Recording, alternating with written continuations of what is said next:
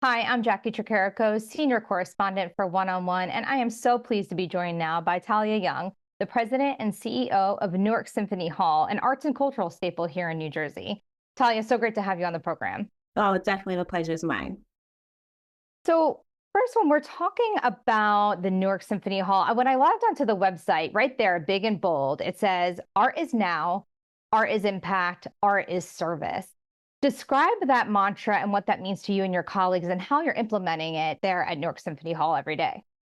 Wonderful point to start with. I just started as a president and CEO 2 years ago. I've worked in Newark for over 15 to 20 years.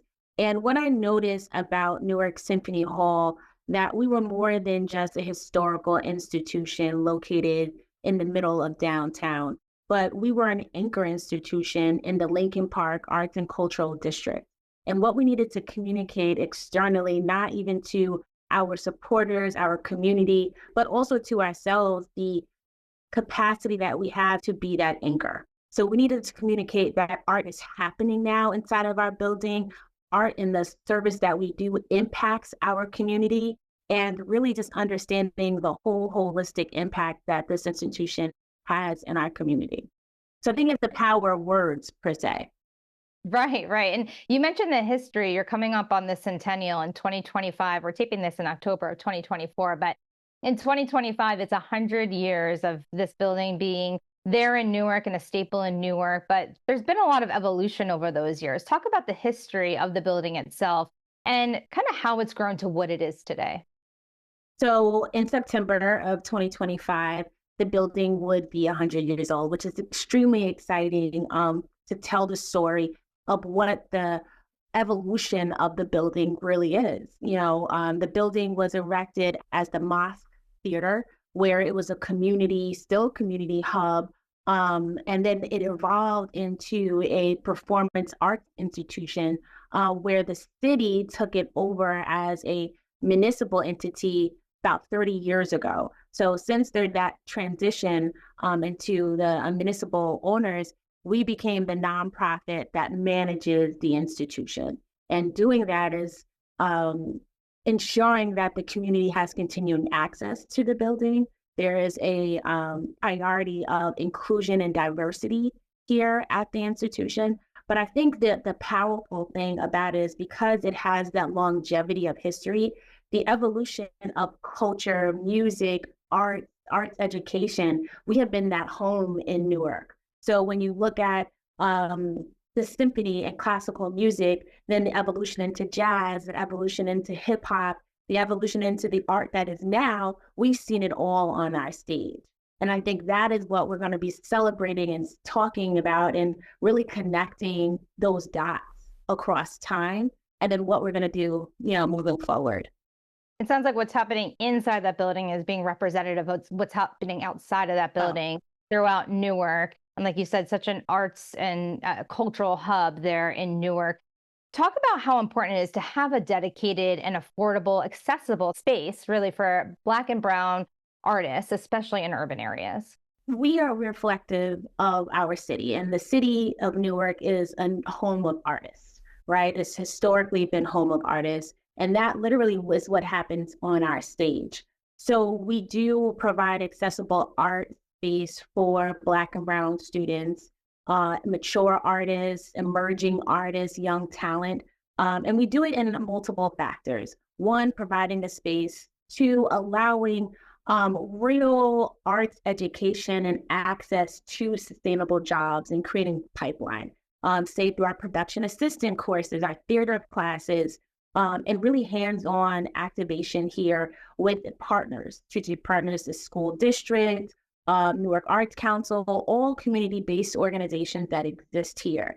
So it is really that space for creative space and creative activation that happens in our city, but they have that accessible component to or location at Newark Symphony Hall.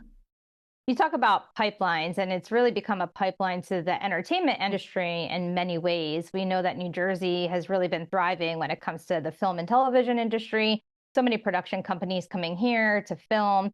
How important are those programs? Like you mentioned, talk a little bit more about that production assistant training program. I wanted to learn a little bit more about that and other programs that you're offering the students that are coming through those doors to really help them get on the path to be able to pursue those jobs in the state of New Jersey. Yeah, I think it's a very exciting time for the state of New Jersey with the leadership of Governor Murphy and really activating that tax credit incentive. It has driven business to New Jersey from the film industry. And as a union building, we know from our day to day how unions interact into that field, right? And what we have to do is really create the connection point to the unions, which is stable labor, stable workforce and economy, and creating that access with local artists. So what a lot of people do not know is that we shoot a film, movie, commercial at least once a month here at Newark Symphony Hall. Our property is ideal for production, filming, and really the historical environment of it. So what we notice is that the best way to diversify the unions and the trade unions is give hands-on access in creating pipelines. And to do that, we've created this workforce labor program, which is production assistance, specifically lighting design for stage or film, sound for lighting for stage or film, and as well as boot camp. So when people get the opportunity to get on a set and be a PA, which is really the ground level mostly, of this industry, they feel comfortable. They've had the training, they're equipped and they're prepared. So when that call happens, they're ready for it. And I think the critical thing that we're doing is making sure that we can create that pipeline. So as the film industry blossoms here in Newark, here across the state, we can be a source to diversify the PAs. Well-trained, access, and then having that pipeline. Part of this celebrating 100 years, part of that is really this massive expansion that's happening. Give us a minute or less on the expansion and what we can see happening at Newark Symphony Hall over the next year or so. So again, under the leadership of the governor as well as our mayor, Ras J. Baraka, they have invested in this institution, understanding that if funds directly do not go into it and preserving this institution, we won't have a future. So over the last 4 years, we've raised over $20 million to restore and reactivate this institution. We completed phase one. It's a 5-phase project. We completed phase one last summer. And we're going into phase two in January, deploying $10.9 million, which will open up the arts education lab here at Newark Symphony Hall, bring back the marquee, and then just also health and safety protocols to really be able to activate 200,000 square feet of space. And it sounds like all that to really keep restoring the building, keeping it a center of Newark, and making sure it's there for all the residents throughout Newark and beyond. So thank you so much, Talia, for sharing more about Newark Symphony Hall, what's going on there, and how it's benefiting the city and the rest of us here in New Jersey. Definitely my pleasure. Thank you so much. We'll be right back after this. One-on-One with Steve Adubato is a production of the Caucus Educational Corporation, celebrating 30 years in public broadcasting. Funding has been provided by New Jersey Children's Foundation, Citizens Philanthropic Foundation, New Jersey Sharing Network, Rowan University, the Russell Berry Foundation, Newark Board of Education, the New Jersey Economic Development Authority, Community Food Bank of New Jersey, and by the Adler Aphasia Center. Promotional support provided by Meadowlands Chamber and by NJ.com. Are you looking to be a part of a dynamic, forward-thinking business service organization? At the Meadowlands Chamber, every day we connect, collaborate, and innovate, helping to drive business and economic growth in the greater Meadowlands and New Jersey. I invite you to visit our Meadowlands Chamber headquarters, an open office facility with access to resources for our members' businesses and networking needs. Together we will build the Chamber of the future and the next generation of leaders.